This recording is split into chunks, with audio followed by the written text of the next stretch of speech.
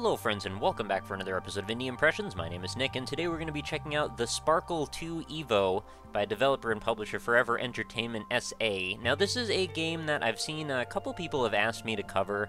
I don't know a ton about it, but from what I can tell and what seems to be the gist of what the game is about is picture something a little similar to Flow, if you're familiar with that one from, the PSN and PSP world, where you're basically controlling this little creature who's sort of like a microorganism, and we're going to be trying to add on to ourselves and evolve and grow and change, and we're going to be going through some sort of dreamlike environments with some relaxing music and seeing what we can see. Now, like I said, I haven't played this at all before. It's all going to be completely alien to me, but I have seen a couple screenshots, and the music looks freaking, or the visuals look freaking beautiful from what I've seen. So let's just go over the controls real quick. Click and hold left mouse button on a screen and the sparkle will follow it. Scroll up to descend, scroll down to ascend. So we're going to be using scroll wheel, mouse click, and WASD to move around. Or I can use X and Z. I guess I really use one or the other. I don't really have to use both. Double click your sparkle's head to use its special skill. Each type of sparkle has a unique ability. You can check their state in Gen Lab. Okay. Getting micro elements, that's how we grow and change, I assume. We can choose to use either the green, the blue, or the red. The green makes you sort of like an herbivore, blue makes you an omnivore, and red makes you a carnivore. Probably the most interesting to do for the gameplay perspective is probably going to be to make him a carnivore, him or her, and trying to maybe attack some big monsters. I think that could be a lot of fun. The only goal is to fill your free time and make it fun. I'm okay with that. That sounds like a good aspiration. You have to eat bigger and bigger species to do so. You have to explore the deepest parts of Sparkle Void. That's an interesting thing to call this, Sparkle Void. And then there's also a competitive mode, which I'm probably not going to be doing anything with on this particular play. So let us go back to the main menu. We'll pick one of these hexes, and let's call it RockLeeSmile. Create. And we will descend into the Sparkle Void. Try to eat... Oh, I didn't even get a good chance at that. Click on the eye to show the game menu. I already saw that. We're good. Competitive game mode is now turned on. You can change it to recreational mode in the menu. Oh, well, I probably want recreational mode. I didn't know it was an either or. I thought there was going to be... There we go. I thought it was just going to be sort of set to be one or the other. And then we've got our little DNA strand here. I just want to see what that leads to. Oh, this is pretty. Okay, so we will be probably filling these up with these nuggets here, these colorful nuggets, and trying to, we'll pick a direction, speed, deafness, eating speed, acceleration, red, and blue and green skill. Okay, I get the idea, and there's tiers to it, so we'll probably reach new, precipices as it pertains to our character's development. So, part 1, the life guide. Let's go in. Hello, my little friend. You are finally born. Aw, looks like, look at you, a fresh sparkle of life. Do you know how to move? Yeah, I mean, we kind of covered that before, right? So I've got this mouse cursor here that we're going to move around and click, and we've got scroll, which is to go up and down, in and out, rather. So we're going to say yes. Okay, now you will make your first important choice. Pick the green microelement to become a slow and patient herbivore. Oh, I didn't think they were going to really spell this out. I kind of assumed from the way that the game looked, it was going to be kind of one of those, like, figure-it-out-as-you-go type games. But I've got the idea already. We're going to slowly steer ourselves in the direction of the carnivore. I knew it! This is the best choice for you. You have all the skills and knowledge to make it on your own. You can leave these waters and swim into deeper ones. Go and have a fantastic life. Isn't that uplifting?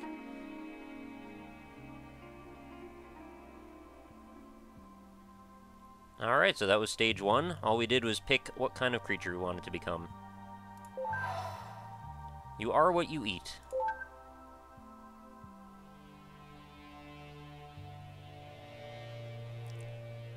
Alright, collect all the microelements from, or at least one color to pass. Alright, we can do this. So let's collect all the red ones. I'm not sure if there is a bonus, like what happens if you try to split up the type of creature that you are. If you want to be particularly, carnivorous, but then you also have some herbivore qualities, wouldn't that make you an omnivore then? Sort of by definition, right? So I'm not really sure how all that works. But maybe we'll experiment a little bit. For now, I'm just going to stick with just picking up the red ones. Ooh, well, I got a blue one actually as well, so... I don't know if I'm actively trying to avoid the other colors or what. But I have to comment, really pretty. I mean, this is all... I mean, there's depth of field effects, there's a whole bunch of different colors. Things almost have this, like... I don't know what the right word is. It's not iridescent, but maybe a little bit, and a little bit of, like, that bioluminescent quality, which I think is so cool to look at. I have a fascination with, like, the world of microorganisms and how it goes parallel to our own reality. That their reality is just equally as complex. In fact, some ways maybe more complex. But we have all of this stuff that's happening in parallel to us that we have no idea about unless we actually take a moment to stop and actually look at it with the tools that we've made. But anyway, this is a pretty cool concept, and I'm always into playing games that involve evolution of kinds. Oh, okay, so I've got to actually sort of like warp into this field below me here. If we can get in the right spot, I should be able to warp down. There we go. So what do I have to remember where I was in the above area? Like, I gotta know where I can go to end up back in the right place, because I can't really see if I want to ascend again. It is giving me, looks like a little bit of a hint as to where some of these red particles might be. Alright, we got them. And we do have a counter at least, so that's good. We still have 33 more to go, and I've leveled up again. But I guess this was sort of bound to happen, right? It's fairly linear. That we would progress to catch enough to get these levels because we can't really avoid it. I don't like how you can kind of pass through one of the particles if you get one and then too soon you try and get another one. Your mouth isn't open, so you just don't absorb it. Kind of makes more unnecessary steering, I think. But I think my steering does get better the way as your creature progresses or something like that. So why are these bleeps going off? I mean, I guess it's telling us where the green ones might be. If I was interested in that. Oh, and I can even continue to go a little bit further down. Are there more red over here? I think there's supposed to be, right? Oh, there's one in there. Let's see. Okay, I was thinking maybe it would be walled off, so I might have to go out and back in again to reach that one. Now I'm just sort of grabbing whatever's in front of me. Let's see if we can go up again. And see if there's anything around. And I can't go up any further than this. This is the top level. I like that they've tried to make an effort to attach the two strata as well.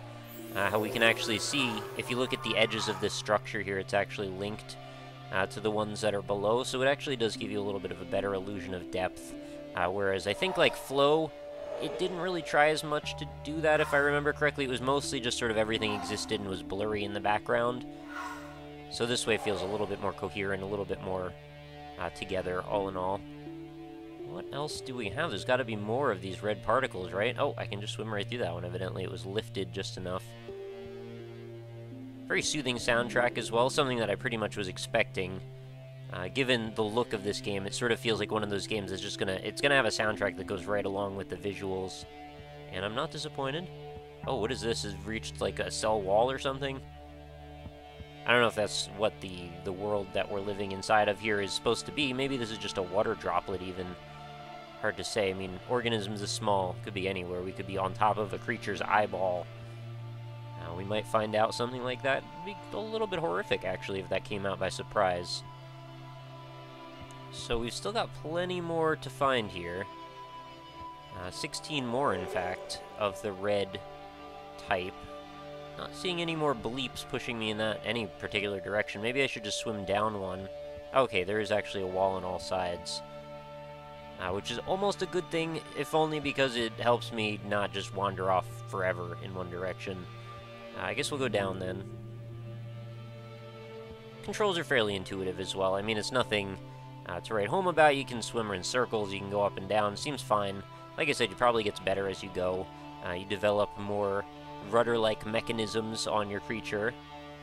And I would hope aesthetically your creature would progress in a direction that sort of feeds into the concept of what style you've made it. In this case, being a carnivore, I would say my creature looks appropriately spiky and fangy.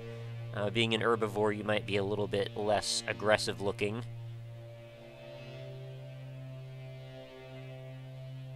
Also reminds me again of games like Spore and EVO Search for Eden.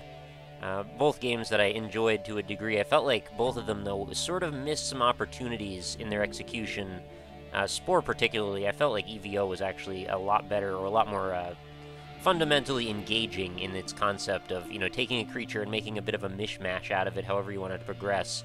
And I was really hoping that a game like Spore would end up being that. And I understand this is not really the concept we're challenging in this world, but there is that little mini game at the beginning of Spore that actually functions a lot like this or Flow. So I feel like there's still some open territory to take advantage of a concept like that. And I'm always interested in this this idea of becoming like the biggest, baddest creature of a certain type, to see how far you can progress, and challenging larger creatures as well is an entertaining prospect, especially if you have the tools and abilities to scale your creature to adapt to a particular type of an encounter. I think that makes it much more fun to see what you can do and to have some, you know, modularity to the creature, if you will. Sort of not really finding any more stuff here. I mean, how much more deep do I need to go? Is there a hint as to what strata layer I should be living on here to find stuff? Because right now it feels a little bit scattered. There doesn't really seem to be much going on. I mean, maybe all these organisms that I'm eating are, they tend to cluster around these structures. Oh, okay, I see some there.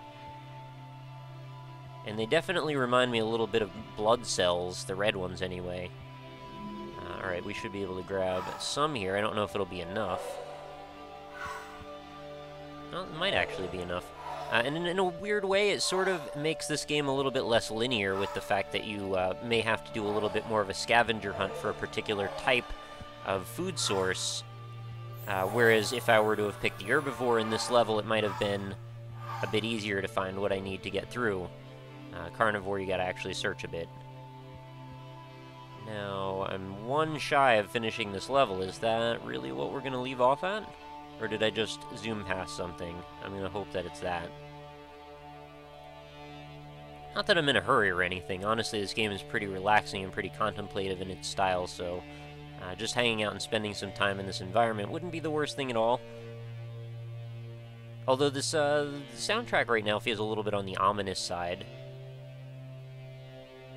And again, nothing wrong with that, but just sort of, maybe would like to get somewhere a little bit more cheerful. Maybe it depends on what creature I create, if we would go for a cheerful tone or not. Anything else going on here? We've reached the bottom of the barrel. There doesn't seem to be anywhere else to go, so I guess I have to swim back up. Unless I had just swam past one of the things I needed. We thankfully can see a layer below us at all times, so in this case I'll be able to just swim across this layer and hopefully see both of them. And if I've missed one of them, then I will go grab it, because I don't really want to keep doing this. I want to see if there is some sort of a change to our creature's structure after we finish this level. Anything? No, this looks like it's all been cleared out. Really, you're going to leave me on a single one as a cliffhanger? Not really necessary. Well, I could go up another one, because it doesn't seem like there's anything else going on below. And I'm pretty sure if it's not in the next few moments here as we move to the right, it's gotta be in the layer above us. You know, I'm getting all these bleeps on my radar, so to speak, when it pertains to the blue and the green ones, but I think I've pretty much eaten up most of the red ones to the extent that it doesn't really want to tell me about them anymore, or something like that anyway. I like the contrail on this cursor, by the way. It makes it a little bit more engaging to mess around with it. Wondering what happens if I just use WASD. Does the cursor go away? Doesn't seem to do much. Oh, okay, you just hit up and then you steer. No, cursor still seems to hang out. I was expecting it to just be like A goes left at all times, W goes up at all times, but I guess it's a little bit more variable than that. Hello, any more? Just use one more of them. Be a bit of a cruel joke if they just put one shy of the proper amount. Level's surprisingly large when you add in the depth. Seriously, not a single thing around here. Well, I guess I'll look for more structures.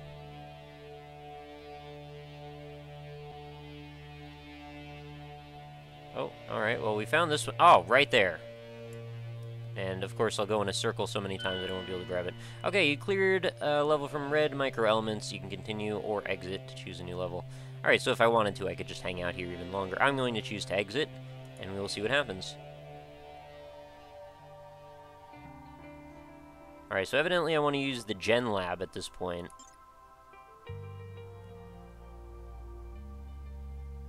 And it said green hexes lead to finished levels, so that's something to keep in mind. So our speed is at 7%, our acceleration's at 7%, and I know that is one of the main characteristics of having a carnivorous creature, is that you can really get some speed and aggression possibly going. I see that there's possibly a tiny little facsimile of our creature swimming around in circles here. And we've got the S1, S2, S3, S4 tiers you can see represented, looks like, by discs. That probably when you cross a certain threshold, maybe you level up in terms of your appearance or something. Anyway, let's go back and see what the next level looks like. I'm sure there will be predators zooming about now. Do I have free choice to go to any level I want? Nope, looks like I do have to go to You Are Not Alone before I can actually branch out and start to go to places of my choosing.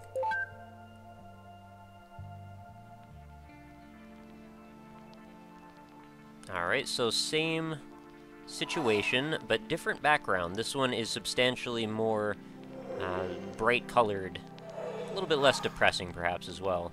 And there are a lot more structures here as well, too. And I'm assuming by the title we're going to be introduced to predators and enemies that maybe we'll have a chance to actually bite on. Now, I'm not sure how enemies and eating them factors into the whole scenario. Will I be gaining red microorganisms for the fact that I'm chomping on another creature? I guess we'll see. Would the end goal be to just absorb every single orb in every level? I mean, I guess that's something we could do.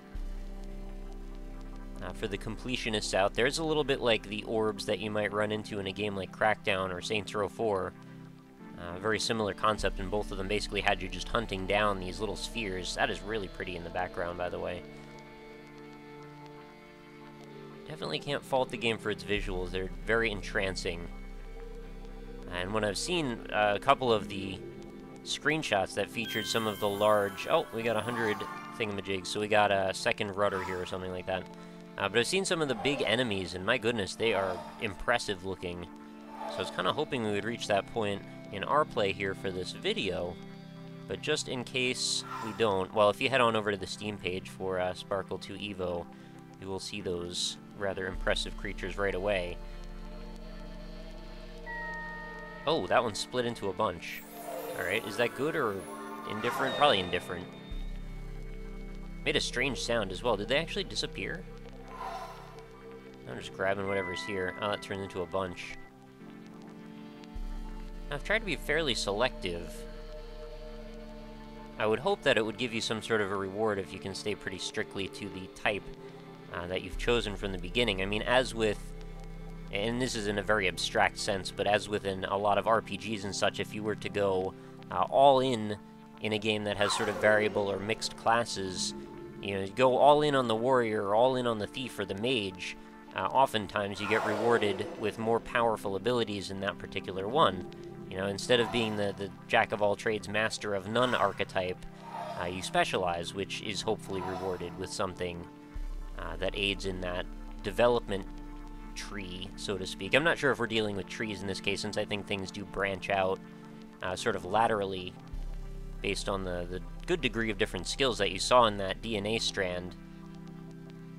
And I'm not sure what determines where we go in those. Maybe there is some randomness to this. I'm sure you'll correct me in the comments.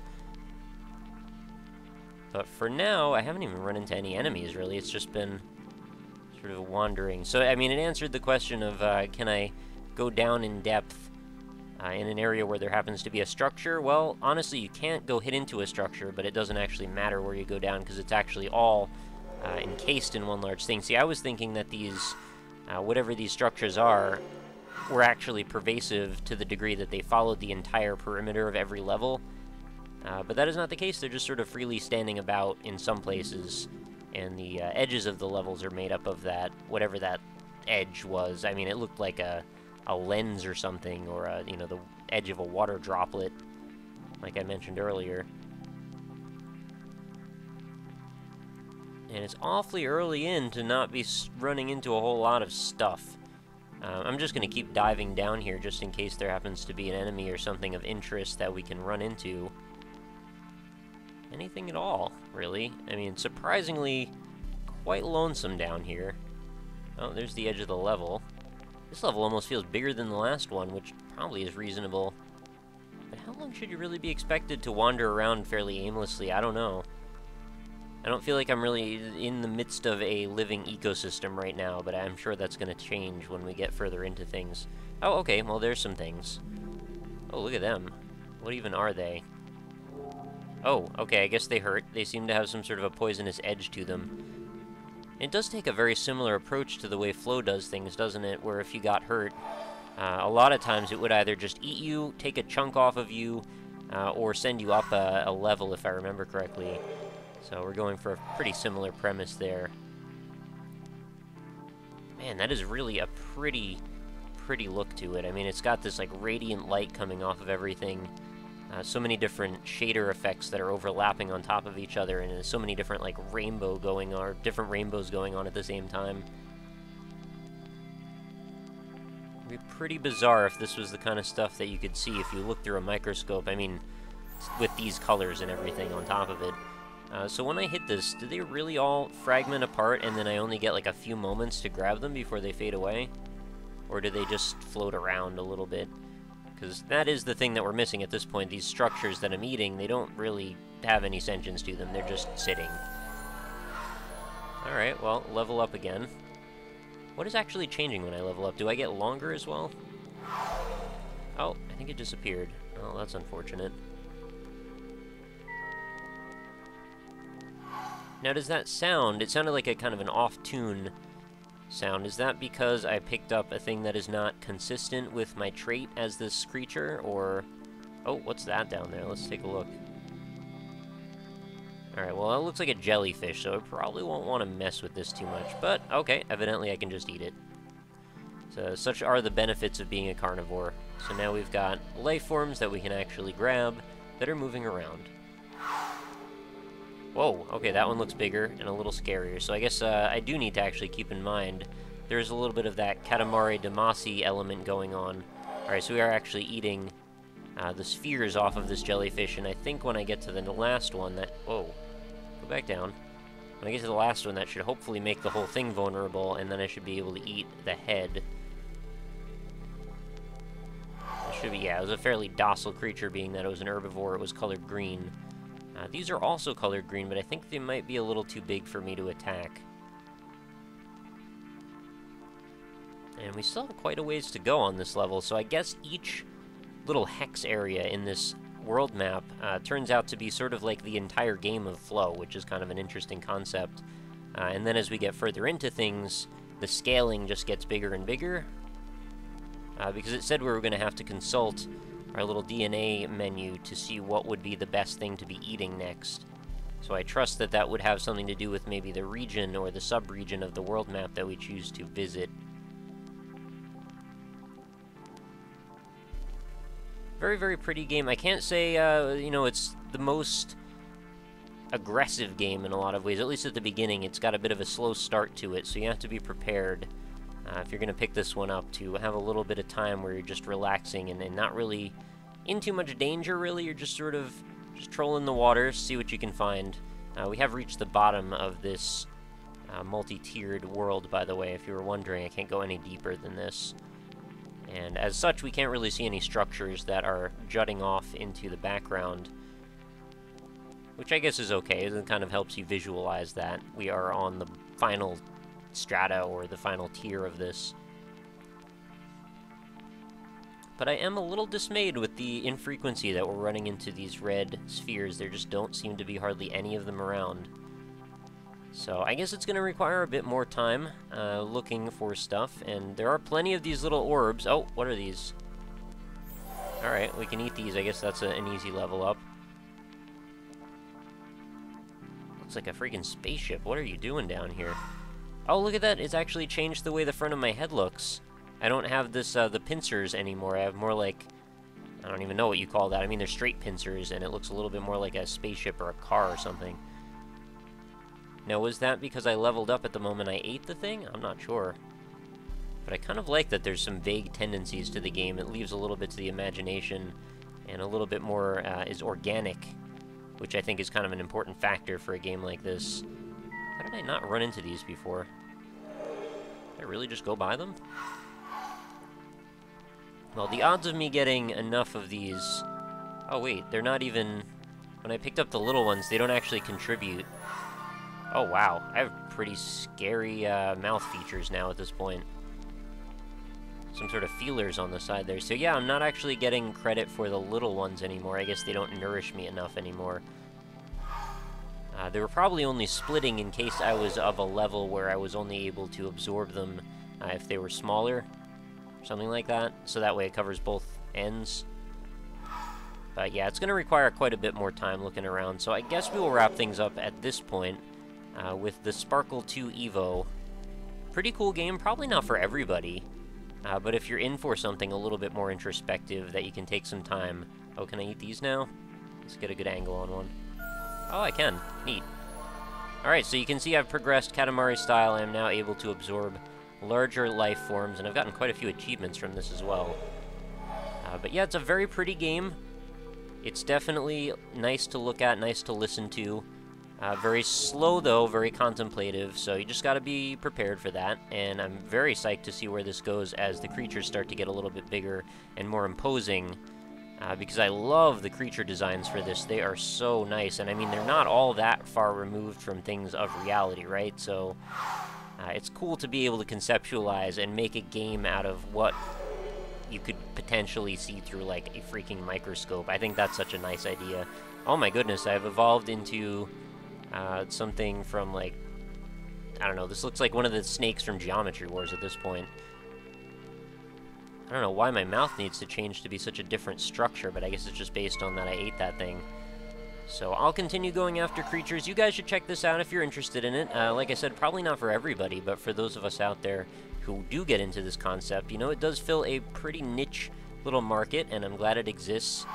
And I think you could have some good times with it. I'm not sure how long the whole experience is going to be, but I am interested in seeing to what degree we can scale our creature. You know, we'll be eating entire worlds, potentially, that are the size of this entire world right now at some point. At least that's what I gather from seeing where we've gone already in this short amount of time. And looking at the rest of the hexes, oh my goodness, we've gone back to having scary mouth again. But I will leave you with the, you know, in the description. Go ahead and click through if you want to go grab the game. The purchase link will be in there. It's available on, I believe, both Steam, Desera, and actually I should say, not say both, but also I believe this is available on iOS as well, which actually not a bad fit for that, although I imagine it'll probably burn through battery pretty quickly. It's pretty graphically intensive, but I'm sure they have ways to compensate for that. But while you're in the description looking around at things, feel free to stop by other links such as my Twitter, my Facebook, or even indie-impressions.com, which is my website where I host every day's new Indie Impressions video. They are all categorized and sorted over there, so if you're looking for a particular type of game, whether that be a free game, a paid game, or a specific genre, you can go browse around through there and find whatever there is. I mean, we're getting close to 600 videos in the series now, so there are a few different ones to look through if you are so inclined. But with that, I will leave you for another day. Thank you, everybody, for watching and for your continued support. I do greatly appreciate any support that you can leave in the form of comments or likes. Feel free to let me know what you think about this game in particular. And, you know, hopefully come back again tomorrow. New episodes are every single day. So I will see you back here on the same place, which is youtube.com/RockLeeSmile. So hope you have a lovely night, and I will catch you tomorrow.